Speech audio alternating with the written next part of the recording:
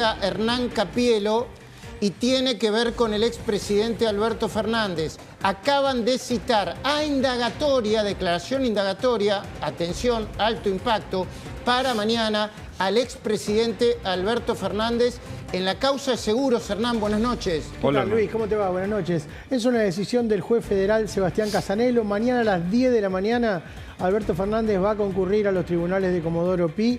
Esta causa es una ampliación de indagatoria. Ahí acá lo que se investiga es la contratación de seguros por parte del Estado a empresas supuestamente cercanas o ligadas al expresidente. Acá hay una persona imputada, hay como 30 imputados, pero hay uno muy importante que se llama Martínez Sosa, que es un señor que es el marido de la exsecretaria de Alberto Fernández. María Cantero. Claro. María Cantero. De lo que se lo acusa es de que se contrataran seguros del Estado a través de su organización de seguros, su productora de seguros. En total hay cerca de 30 imputados, Luis. Hoy hubo una decisión de la Cámara Federal, una decisión a contramano de lo que venía pasando en la causa, que descongeló los bienes de todos los acusados. Les permitió recuperar el control sobre esos bienes. Y le dijo a Casanelo que avance con la definición de las situaciones procesales. Casanelo citó a Alberto Fernández para mañana y en breve va a resolver eventualmente procesamientos. ¿Esto qué quiere decir? A ver, Hernán, bueno, esta es la pregunta. ¿Cuál es el grado de, cuál es la gravedad y cuál es el grado de compromiso que tiene el expresidente Alberto Fernández en la causa seguro? En esta causa, en este expediente, lo que había eran mensajes telefónicos donde Alberto Fernández intercambiaba comunicaciones con su exsecretaria, donde su exsecretaria le decía, mirá, mi marido está por perder tal cuenta, por ejemplo, de seguros con Gendarmería o con la Cancillería. Muy bien. Y Alberto decía, dejá, yo me encargo, o había como un interesarse del expresidente en esos contratos. Muy bien, te dimos la información en el último momento, la vamos a desarrollar más, pero nos vamos a ir rápidamente a algo que va a ir creciendo minuto a minuto, hora tras hora. Yo, Hugo, Hernán, Luis Gasulla, buenas noches, querido Pancho, buenas noches. Luis, hola. En el comentario dentro de un ratito, breve que voy a hacer, me voy a preguntar si Cristina Kirchner sabía de los ataques y en la escalada de violencia que algunos ya consideran como una organización premeditada. ¿De qué estamos hablando? Entre otras cosas, de lo que pasó en la casa de Esper, el estiércol que le tiraron, junto con muchas otras cosas, algunas nuevas que van a aparecer ahora mismo. Luis Gasulla tiene la información. Pero hace un ratito, la barra brava kirchnerista por excelencia, Florencia Cariñano, hablaba de Esper y del escrache y del estiércol así. Esto es una democracia, tienen que aceptar que esto puede suceder, tienen que aceptar. Y si nos tienen que penar, que lo penen como una contravención. Que ni siquiera hubo, no se rompió un vidrio, no nada. Si el diputado Esper es un cagón y tiene miedo de que le pongan un pasacalle y que le tiren estiércol o lo que quieran que le hayan tirado, una bolsa de basura en la puerta, es un cagón porque utiliza a la Policía Federal y a la jueza Arroyo Salgado para su beneficio. Él solo no hace nada, no se anima a salir ni a la esquina. Una locura. Diputada nacional que le dice cagón a otro colega de la Cámara, una diputada barra brava que le dice cagón. Pero al mismo tiempo, detrás de esa palabra brutal, hay, chicos, una intención de minimizar el hecho contra los indicios y las evidencias que está empezando a recabar la jueza Sandra Arroyo Salgado, ¿no, Luis? Buenas noches. Buenas noches, Luis. Buenas noches, Hugo. Sí, efectivamente, no hay que frivolizar el tema, es lo que dicen los investigadores. Primero porque hay una vinculación, hay un contexto, no fue un hecho casual. ¿Hubo un autor intelectual detrás de todo esto? Es una pregunta, ¿no?, que se está haciendo la jueza en este Totalmente. momento. Perdón, Luis, un segundo. Es una pregunta correcta desde el punto de vista de la investigación. ¿Suceda o no suceda, no, Hernán? Es una pregunta correcta. Sí, lo que claro. se hacen los investigadores, los fiscales y los jueces. Sí, claro. La idea es ver si esto fue un acto parte de un acto espontáneo, ¿no? Sí, espontáneo o parte de una trama mayor que está en realidad ocultando otras cosas, ¿no? ¿Y qué me decías, Luis? Y mira, toda esta historia además tiene un gran y enorme cinismo. Tal es el cinismo que hasta la propia protagonista, una de las detenidas, que es la mano derecha de Mayra Mendoza, Eva Mieri, hace algunos días atrás, cuando un periodista de Quilmes sufría un escrache también, decía esto que vas a escuchar en el Consejo Deliberante de Quilmes. A ver, de nuevo, un periodista de Quilmes, crítico de Mayra Mendoza, sufrió un escrache. Hoy la Eva Meira, hoy detenida, Mieri, hoy detenida junto con Alesia, decía lo siguiente. No creemos en justamente hechos vandálicos o de violencia en detrimento de las diferencias políticas. A veces también hay que repensar o rever cuáles son las palabras o las acciones que vienen desde las altas esferas presidenciales y los discursos de violencia que se pregonan desde la presidencia para abajo. Todos tenemos que rever cuáles son los discursos o cuáles son las violencias que se generan a partir de los medios de comunicación, de las redes sociales y de qué uno dice. Insisto, para nosotros no es violencia con violencia se paga, vamos. Bueno, ahí está. Esta es una de las claves del armado de la narrativa kirchnerista que incluye la violencia, que incluye la escalada de violencia política. Dicen, ¿así que ustedes putean? ¿Así que el presidente Milei putea? Entonces nosotros se la devolvemos. Así que los periodistas hablan en un tono que no nos gusta, se la devolvemos. Es un poco lo que pasó, no quiero comparar una cosa con la otra, después del brutal intento de magnicidio contra Cristina, cuando algunos de ellos decían, la nata lleva la empuñadura, el otro periodista... Empiezan a justificar los hechos de violencia política. Pero, ¿qué nueva información tenés, querido Luis? Mirá, vamos repasando punto por punto. ¿Por qué es clave que se hayan recabado estas informaciones? Porque el celular habla, Luis. El celular habla. ¿Y qué celular habla? Los celulares de los que hoy están detenidos. Son 7 en total. Son 7 detenidos en este momento en la causa. Sí. Pará, de nuevo. 7 detenidos, no es una tontería, ¿eh? Dale. Pero nos centramos en uno, fundamental, la funcionaria de Axel Kicillof, Alexia Abaigar, porque ese celular habló. Y habló mucho. Y ahí nos preguntamos hasta dónde termina la pista M. La pista M, lo dijimos la semana pasada, es por Mayra Mendoza. Es el celular que habla. La semana pasada se abrió ese celular y se encontró mucho material. Hay secreto de sumario, no podemos profundizar porque no lo tenemos, el dato, pero por los investigadores nos aseguran que hay muchísimo material en ese celular. ¿Y qué implica ese material? Que habría un autor intelectual. Claro. ¿Y qué implica ese autor intelectual? Y mirá, el autor intelectual va directamente a la Municipalidad de Quilmes. ¿Pero fue solo de este hecho el autor intelectual o hay relación con...? Porque si vos analizás, todos los hechos violentos ocurrieron en el término de 7 días. Bueno, esto es muy importante. A ver, Hugo, Pancho, Hernán, se suma ya Mariano Roa. Hay en la cronología de las fechas y los hechos coincidencias que, por lo menos como periodistas, no podemos dejar pasar. Yo las voy a hacer en el comentario. Todo esto empezó, esto sabes a qué me hace acordar rápidamente, lo digo, a cuando algunos dijeron, no, la grieta empezó porque empezó. No, la grieta un día empezó cuando el gobierno kirchnerista decidió pelearse de frente con el campo y contra todo lo que venía detrás de los productores del campo. Incluyó la ley de medios. No. La violencia política no empezó de manera espontánea. ¿Saben cuándo empezó? Cuando la Corte Suprema decidió la condena firme de Cristina. Ese es el gran dato, ¿no? Vamos a ver las coincidencias de la fecha. Lo hablamos más de una vez, Pancho, ¿no? Hay en el cronograma...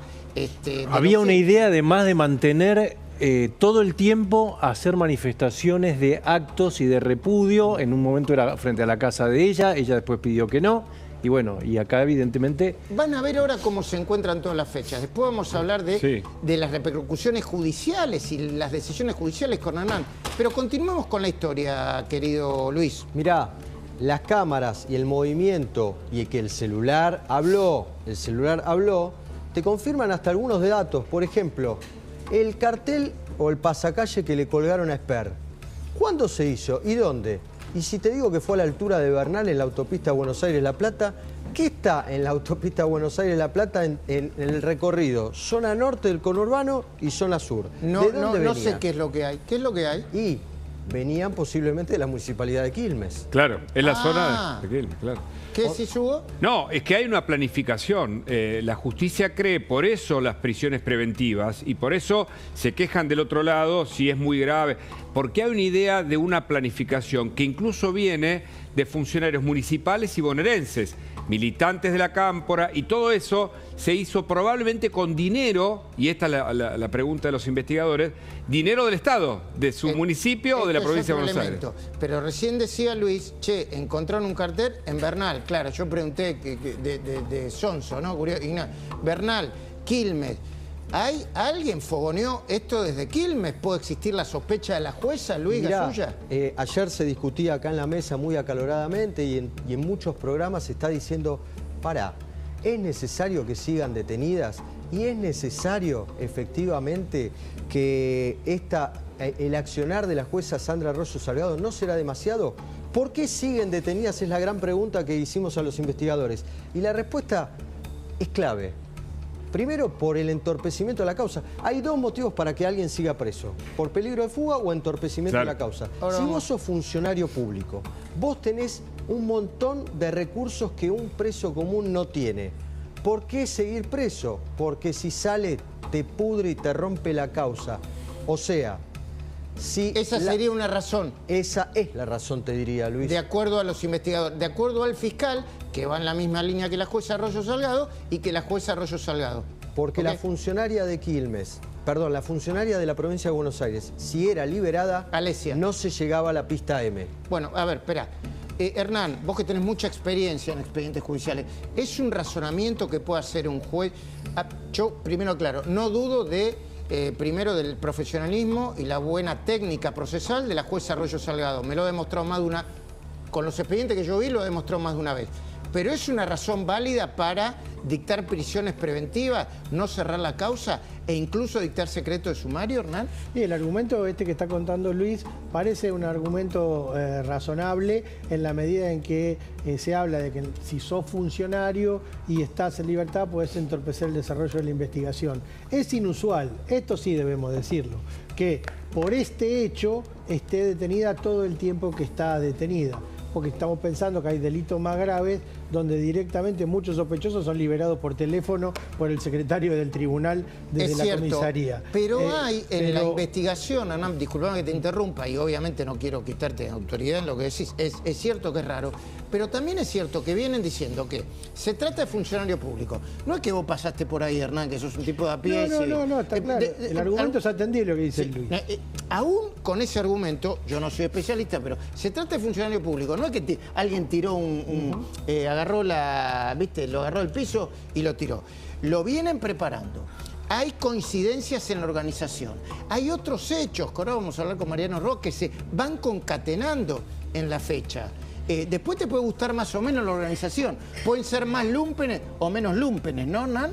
Sí, ya te digo, ahí el tema es mantener la detención. Bueno, por lo menos mantener la detención hasta que haya efectivamente se tiene que levantar el secreto de sumario y tiene que haber eventualmente algún hecho nuevo que justifique esta situación, ¿no? Ahora te doy, Mariano, pero ¿qué me decías, Luis? Ya, te digo dos cosas antes. ¿Qué es información sobre la investigación? De nuevo. Información en la causa. Los detenidos sabían que estaban cometiendo un delito y no una contravención, por dos cuestiones claves. Espera. Los detenidos no saben. Vos decís que saben que estaban cometiendo un delito, qué sé yo. Primero, si los manda un jefe político, ellos van, guarda con esto, y después se preguntan si es una contravención o no. Pero bueno, dale, vos decís que sabían. Sí, ¿sabés por qué? Hay dos datos. Actuaron encapuchados y adulteraron las patentes. ¿Quién actúa encapuchado y adultera las patentes? Alguien que no quiere ser descubierto porque sabe que lo que está haciendo es grave.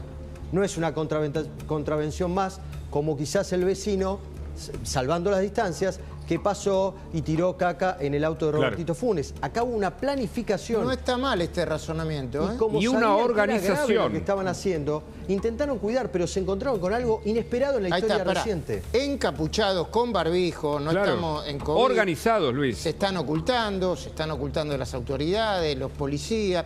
Hay otro elemento acá. Acá en la Argentina, todo parece joda.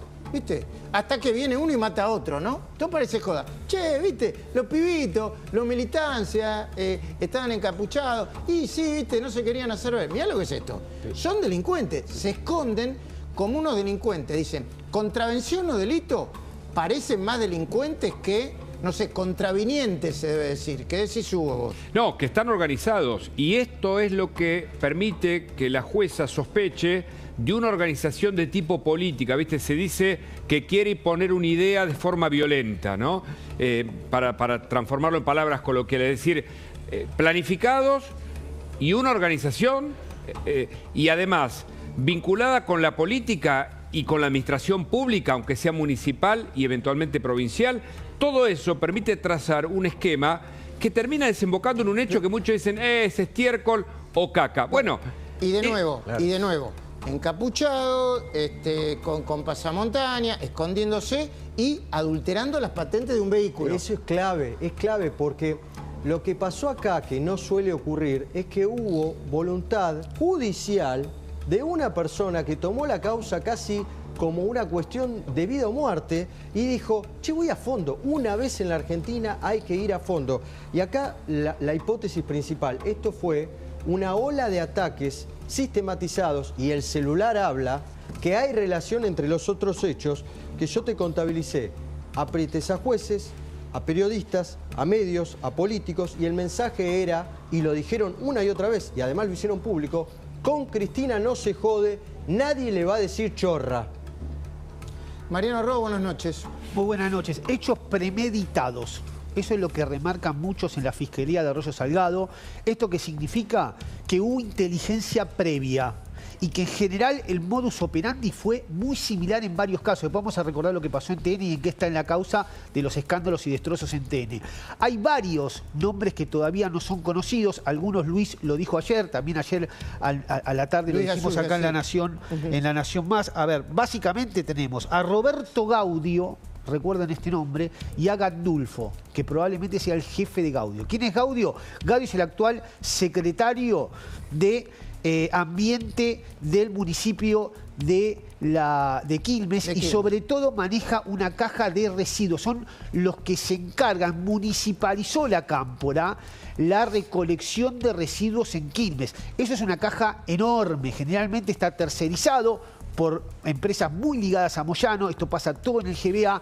¿Qué hacen los intendentes históricamente? Quieren municipalizar eso, ¿para qué? Para manejar la caja. Claro. A frente de esa caja está Roberto Gaudio y el secretario de gobierno es Gandulfo. Digo todo esto porque, para no confundir, hay una línea para saber quiénes son los jefes intelectuales de esto. Y ojo con esto, Luis. Hay una línea política, funcional y ejecutiva. Sí, además judicial.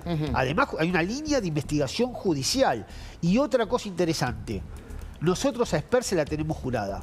Eso es lo que me decían hoy. Básicamente en la Cámpora, y esto lo vimos ayer en el escándalo de los 10 diputados, en la Cámpora dice, cuando se metieron con Florencia Kirchner fue la gota que rebalsó el vaso. Por eso yo digo, Mayra, y arriba de Mayra, ¿quién está? Y arriba de Guado Pedro y de Máximo, ¿quién está? Ahora vamos a ir con esto, Es un análisis político, a alguno le puede gustar y otro no. Político y con datos descriptivos. Pero el otro, ¿qué me decías, Hernán? No, dos datos nomás. Intervención de elementos del Estado. La camioneta utilizada fue secuestrada en la municipalidad de Quilmes. Bueno. Esa es una situación. El rol de funcionario y después, en cuanto a este asunto de la calificación de la organización que intenta imponer sus ideas por la fuerza, tenemos un antecedente cercano, Luis. ¿Cuál? No hace mucho, Revolución Federal, ¿te acuerdas? Ah, claro, muy bien. Revolución Federal y estuvieron presos. Sí, sí. Digo, ¿te acordás? Recordá el hecho.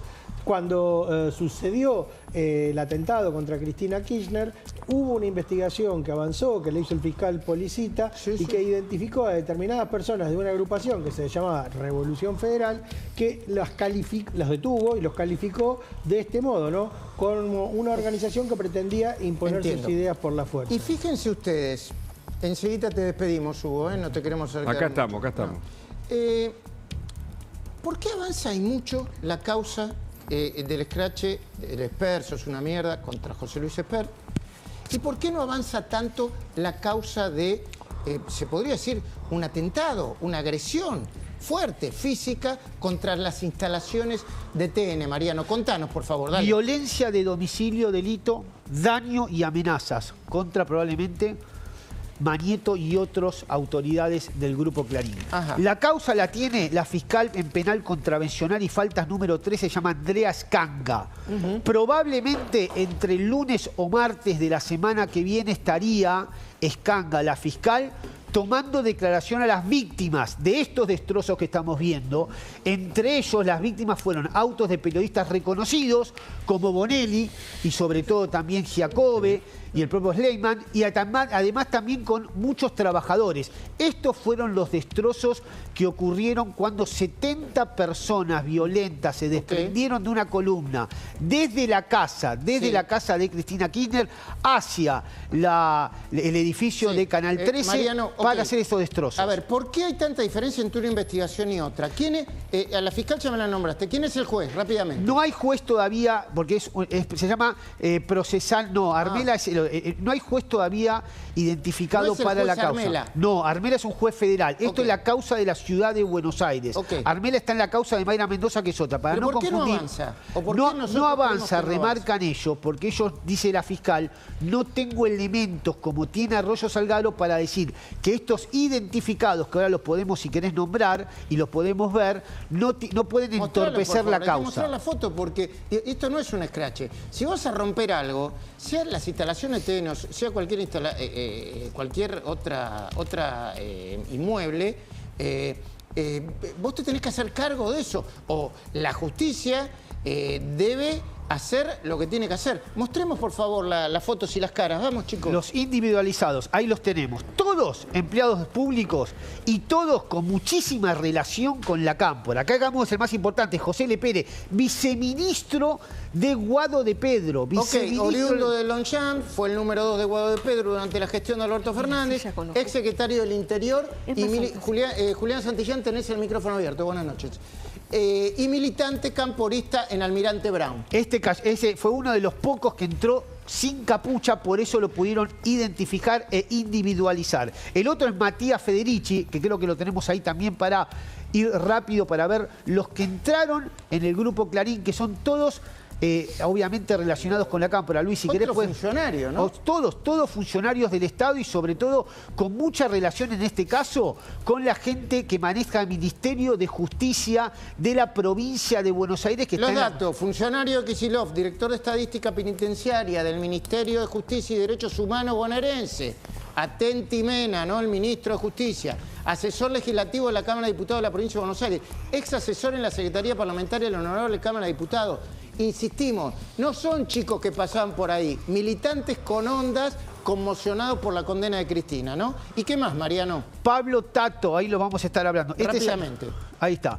Pablo Tato Giles, acá estamos viendo que es subsecretario de Relaciones Municipales en el Ministerio del Interior. Esta era la tercera persona más importante del Ministerio de Guado de Pedro. Y último, finalmente, es Lococo, que es empleado de la Cámara de Diputados de la provincia de Buenos Aires, cobra más de 2 millones de pesos y este es uno de los que sería del conurbano.